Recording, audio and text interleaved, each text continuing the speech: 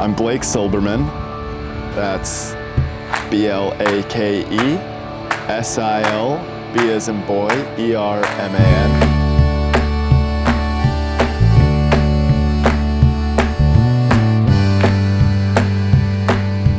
A new development has occurred. What's that? We need to go kind of quick because I'm going to be putting ice on there. So like when I do it, it goes out and it goes down.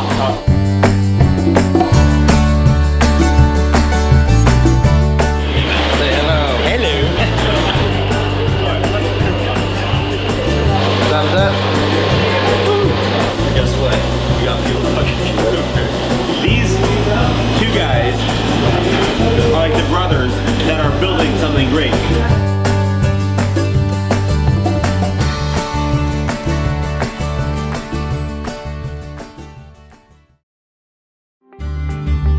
The way that this started off was, I had just moved back to LA after living out in Washington State for a while. I was eating lunch down at Paradise Cove with Bob Morris, talking to him about ideas that I had for the future. Having a restaurant where the menu is set daily, anywhere from 10 to 20 courses. I wanted to have a garden that provided a lot of the produce for the restaurant. I think that this restaurant needs to be in just a gorgeous location. I want people to be able to be transported from their kind of normal day-to-day grind of their life in the city to something like a little mini vacation. They could come out somewhere that you don't necessarily think of Los Angeles. You come out here and you think you're out in nature, out in the hills. I know that in the city of Los Angeles, kind of in the city part of it, there's not really much location. After speaking with Bob, he recommended that I come up and meet the guys at Calamigos Ranch. They weren't really sure about what my idea was. Bob pretty much just said, hey, you should meet with this guy. I think he's got a cool idea. The idea behind it was just, I worked at this place up in Washington, and I've always really enjoyed all of these style of restaurants that are in a more natural area than Las Vegas or Los Angeles. There's nothing really like that in Los Angeles or Malibu, really, to that extent. There's great restaurants, and there's great restaurants. And by the end of our 2-hour conversation, just instantly fell in love with it. Garner was extremely excited. Paolo and Val, you could just see all of their minds just ticking away at just the possibilities. Sitting here listening to you talk, and I can envision fast forwarding 5 years when we have the accolades that we desire, and you're like 50 pounds heavier, you know what I mean? and like super. Yeah, right. No way. Of course, they needed to see the food and the concept, and so I did a tasting for them down at the Beach Club.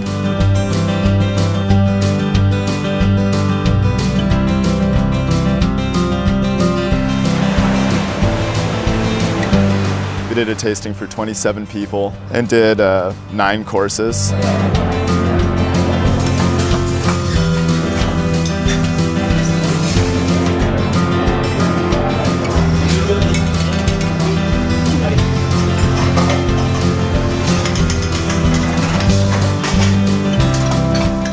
Blast.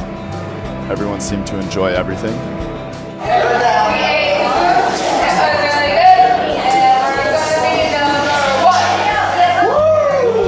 That was the first time they ever actually saw me cook, and that was probably a month and a half after we met and decided that we wanted to do this. Amazing.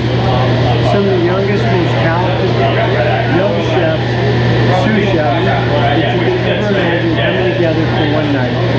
This is amazing. I know my food. This won't make it in, but because he didn't like it, we'll probably have to put it in. Yeah, just don't show my mom the video. Right. That's it. All right. Well, you wanted a mean face, right? Perfect. For the tasting, I had a great crew with me. I had Chris out there with me. Yeah, maybe. But you want to go out there? Especially. Yeah.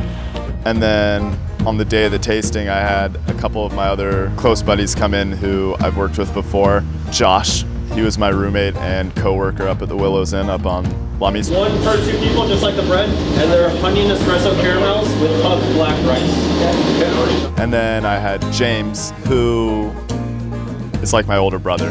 So it's gonna be 3 slices. It's gonna be like one, 2, 3, 4, right? Staggered. Okay. And then there was Chef Ricardo. Ricardo gets a little nervous on camera, I'll say that right now. But the genius. He came down and brought 2 of his guys with him. They were just instantly on board with anything that needed to be done. And they're huge helps at every corner.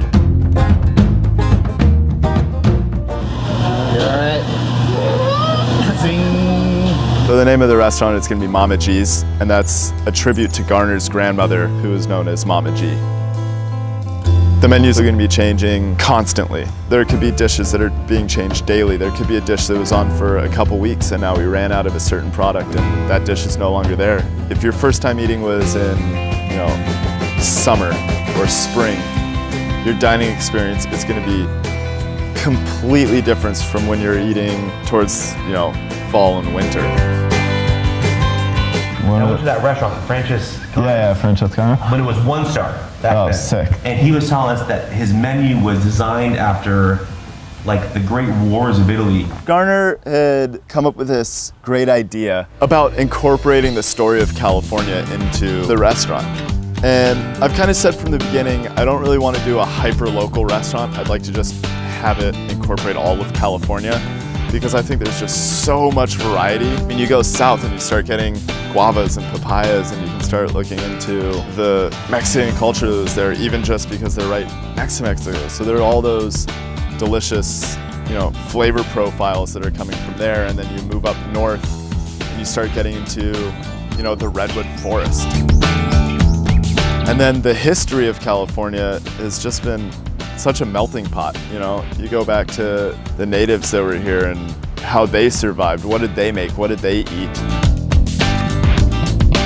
What were they eating? What were they cooking? What were they hunting for back in the gold rush? What were they looking for during the Great Depression? There was nothing. How did they deal with that? There's just so much history here that kind of revolves around food that we're really going to try to pull from that.